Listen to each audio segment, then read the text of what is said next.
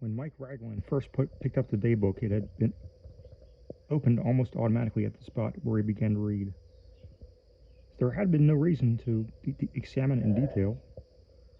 Now he opened at the very first page. The first half dozen pages were notations having to do with the construction Erik was planning. Materials to be ordered, speculations on dimensions of rooms and what their views would encompass. Obviously, he had carried the book in his pocket for just that purpose, and it had been convenient when he had more to relate. Turning the pages, Mike went on to where his reading had stopped, and he began again. When I awakened, the happenings of the night seemed like a dream. Yet when I checked the blueprint, the red glow was gone, but the line I had drawn with the compass remained. Or at least I thought of drawing that line. Oddly enough, the circular room made architectural sense and fitted perfectly with what I had previously drawn. I went outside to check the location. Had I dreamed it all? Was it a species of nightmare? Had there actually been such a glowing line? Had I further doubts, Chief would have dispelled them, for he kept sniffing about, whining a little, staring at the slightest sound. The Tibetan Mastiff, let me add, has a much better nose than his English counterpart, and this dog had been given me on a return from Tibet by Mike Ragland. He was already a half-grown dog. He seemed not to like what he smelled, but he followed the trail outside and along the mesa. He lost it. I went to the area where the circle room would be built, if built. Certainly, no leveling would be required, for the earth was utterly flat. Seeing what appeared to be a flat stone, I stooped up to pick it up and toss it out of the way. The stone refused to budge. Digging near it, I discovered it was not simply a loose stone, but part of the wall. I dug further, and the wall showed a slight curving. Wednesday. For 2 days I have been digging, throwing dirt like one gone mad. I must get Mike out of here. He won't believe this. Actually, I'm not digging, merely excavating, for all this earth is filled. I have seen ruins half filled with debris, but this is nothing of the kind. This was done purposefully and with an intent to preserve. I am a fool, but a frightened fool. Mike might make sense of this. I cannot. Once I began, I worked like one obsessed. Each time I abandoned the dig, something drove me back to the hole again. Chief has been pacing the rim of the kiva, for that's what it is. Pacing and growling or whining. That he's worried is obvious, but he refuses to descend into the hole with me.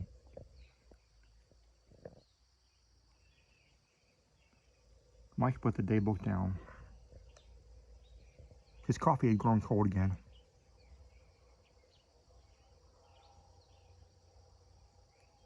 He emptied the cup and refilled it. Erik had made an interesting discovery, and it should be reported to a competent archaeologist for study. It might be very well important, for most of the known kivas have been found in a state of, or at least partial ruin. Erik had never, so far as Mike could recall, shown more than a casual interest in the Indians in the Southwest. Naturally, he would have seen some of those publications available in the area on the cliff dwellers.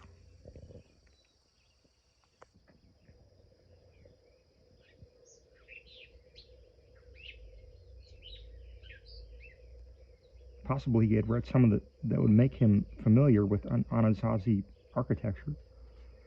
The glowing red line on the blueprint, did somebody or something want that kiva excavated? If so, why? And who? The mesa where Erik had chosen to build was remote and in a rarely visited area.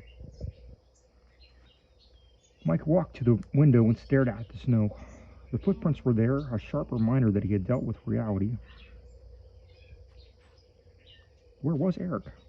Why had he not kept their appointment? Why had Erik chosen such a remote place? Had he been kept from that appointment? Was he dead? Injured? A prisoner? That was preposterous. Yet, was it? After all, a man had forced entry into his condo to steal this very book, and might well try it again when he realized that by now he must, that he had been tricked. Irritated and worried, Mike Raglan took up the book once more. If their intent was to preserve that piece of the ruin intact, they had succeeded. The question is, if all other ruins were abandoned to time and to the elements, why preserve this one? Was it a shrine? Something so special it must be preserved at all costs? Not only are the walls intact, but the plaster as well. And the plaster is covered with symbols. The plaster is intact except at one point where there's evidence of water staining. Thursday. A restless, uneasy night. Chief apparently awake all night, growling during most of it, although he would not leave my side.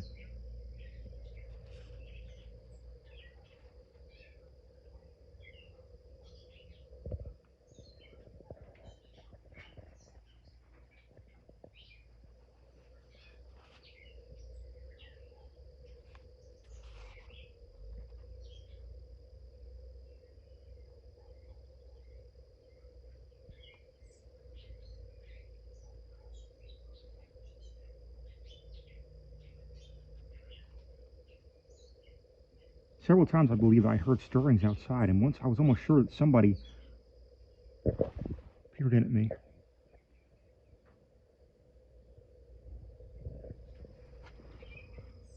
I woke with a headache and a bad taste in my mouth. Starting a small fire at my stove, I made coffee and then walked outside. Like a fool, I forgot to look for tracks until both the dog and I had moved about enough to destroy any that might have been left. Looking at the kiva again, I realized this one had no sipapu. The sipapu, as I understand it, is a hole in the floor of the kiva, symbolizing that opening through which the Anasazi emerged into this world. The sipapus I've seen range from the size of a teacup to twice that. On the contrary, there is in this kiva, which must represent a cultural aberration, a blank window or niche in the wall, similar to the mihrab in the mosque. In this uncovering this niche, the earth before it had fallen away, and the concave wall of the niche seemed so composed of some soft-looking gray substance, which I felt a curious reluctance to touch. So did not. Returning from my hurried look at the kiva, I noticed something I had overlooked. My drafting pencil was gone, but in its place was an exquisite little jar, not over 3 inches tall. Putting down the daybook, Mike finished his coffee. He had better get out there and find Erik. Even as his thought came, his instinct told him to leave it alone. It was Erik's problem, not his. Erik was the one who had chosen to move in the area and build a home there, though Mike had advised against it. My conscience is clear, he said aloud. Even as he spoke the words, he recognized their untruth. Erik had called for help, had called out to him, and Erik was not inclined to ask anyone for anything. If Mike did not help, who else was there? And who even knew Erik Oakart needed help? How many even knew he was out there? After all, was Mike Raglan not the man who delved into magic and supernatural? Was he not the skeptic, the man who took nothing for granted? As for being a skeptic, he was only so up to a point. A half dozen times he had touched upon something from which he shied away. The truth was he liked this world and had no desire to venture into any other. Yet, there could be a logical explanation for what was happening out there, even for those strange flares from up top the Mesa. And those creatures he had glimpsed in the night, what were they? Perhaps some naked Indians. Perhaps he stumbled upon some penitentes. He knew the name, but little more about them, except that they observed some mysterious rites of their own. Those flares now? Were the creatures responding to them? Had there been some sort of signal? Uneasily, he began getting his gear together. A small survival kit, which he always carried, a hunting knife, an extra box of 357 cartridges.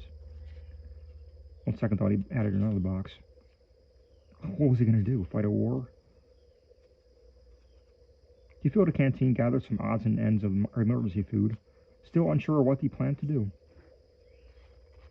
Although Erik had suggested meeting him on the canyon road, the mesa where Erik was building was north of the river and had no way of getting from one to the other without crossing the bridge at Mexican Hat.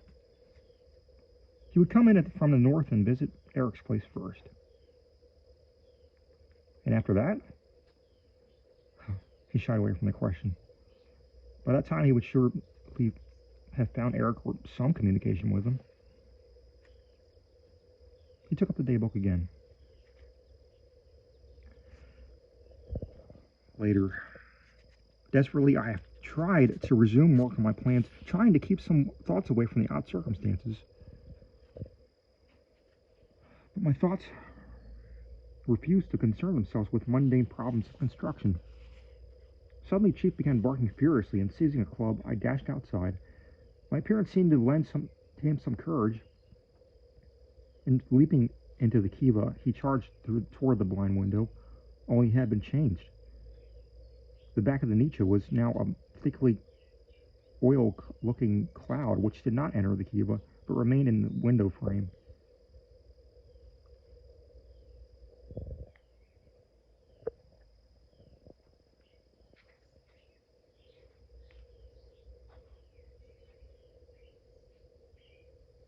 Chief charged at the window, barking furiously. I yelled at him to come back, and when he did obey, I dropped into the kiva to collar him.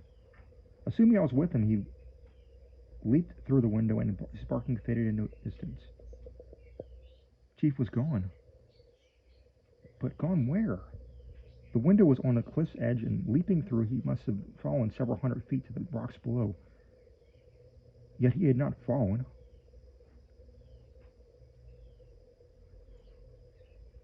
I distinctly heard him barking away in the distance, obviously chasing something or somebody. For a long moment, I stood riveted to the spot.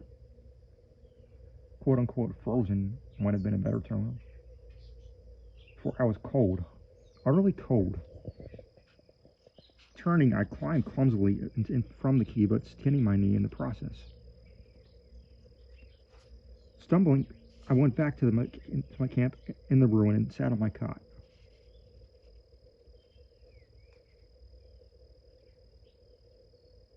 I wiped my hand over my face. Despite the coolness of the morning, I was wet with sweat. Sanity. I must cling to sanity, reason, logic, common sense. Something had happened I could not explain.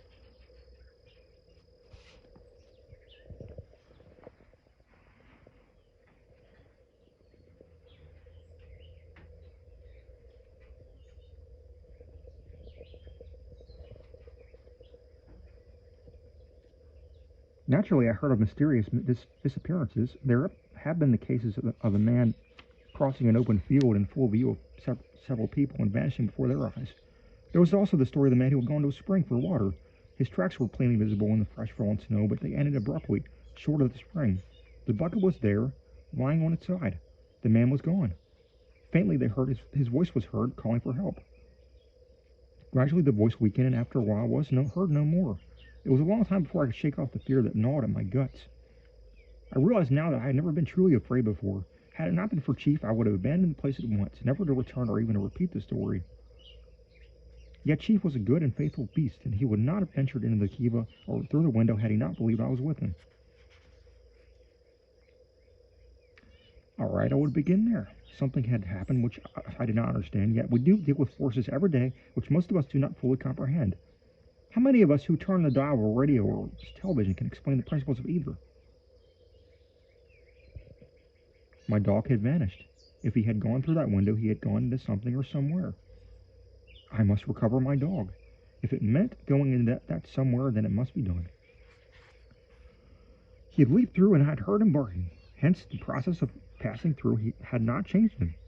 He could still bark, and he could retain the incentive to bark, or so whatever had passed he had passed through had not altered him physically, nor had his mental attitude had changed. Been changed. My pencil had been taken, but a gift left in exchange. Hence, whatever was on the other side of the window could reason, had ethical standards of a sort, and might be reached by some means of communication. I then took up the first sensible logic step. I went back to the Kiva and called my dog. Nothing happened. Could sound reach beyond the barrier? Suppose I went through. Could I get back? Returning to my drawing board, I sat down, and using a notepad, I tried to reason it through. Common sense warned me to sit tight. If Chief could return, he would. It might be a day or it might be two. The quote-unquote window was obviously an opening to something, perhaps another dimension, perhaps a world coexistent with our own. Did I believe that? I had not sufficient information to make a decision. But whatever explanation was there, I knew the idea had been around for thousands of years, and certain speculations in contemporary physics seemed to allow for the possibility. At least. And that opening obviously led to somewhere. Moreover, whoever had drawn that red line on my blueprint obviously wanted such an opening. Why? And why had it been so carefully closed up in the beginning? Had there been something over there that they feared, or an attempt to keep our two worlds separate? The Hopi Indians, I understood, believed this to be the fourth world. The third world, which they left to come into this through a quote-unquote hole in the ground, had been evil. What evil? Was it a thing? A being? Some tangible force? Or was it a state of condition? I knew too little of their beliefs to venture an opinion, but I knew that they had some affinity with what the Navajo called the Anasazi, the ancient ones. Did some monstrous thing lurk beyond that window? Had the Kiva been filled in to keep it out?